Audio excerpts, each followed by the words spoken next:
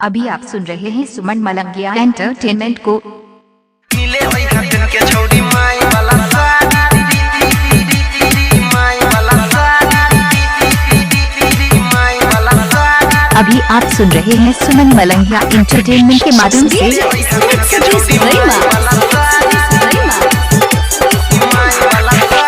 चिन्ह तो में कोई नहीं लगता पछाड़ी नहीं लगता पछाड़ी। मिले वही हटन के छोड़ी माई वाला साड़ी। मिले वही हटन के छोड़ी माई वाला साड़ी। मिले वही है चिन्ह तो में कोई नहीं लगता पछाड़ी नहीं लगता पछाड़ी। मिले वही हटन के छोड़ी माई वाला साड़ी। मिले वही हटन के छोड़ी माई वाला साड़ी। मिले वही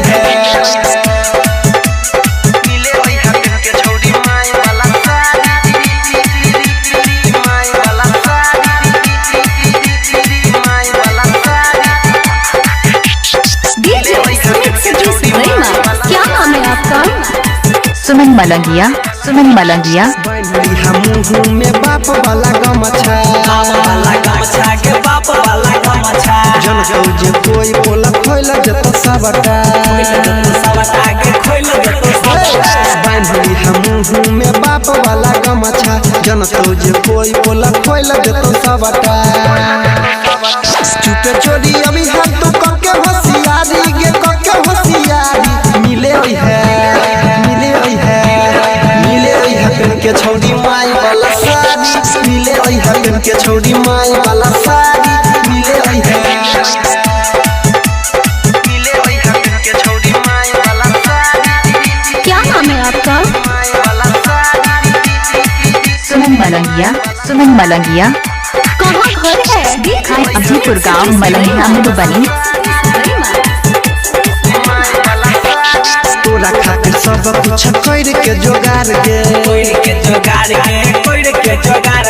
आधा घंटा पहले से रहबो हम ठार गे। तोरा खातिर सब कुछ कर के जोगार गे आधा घंटा पहले से रहबो हम ठार गे। कहो तोरा सनी छही अनिल के दुलारी परवीन के दुलारी। मिले वही हटन के छोड़ी माई वाला साड़ी। मिले वही हटन के छोड़ी माई वाला साड़ी। मिले वही चिन्ह तो में कोई नहीं लगता पछाड़ी नहीं लगता पछाड़ी। मिले वही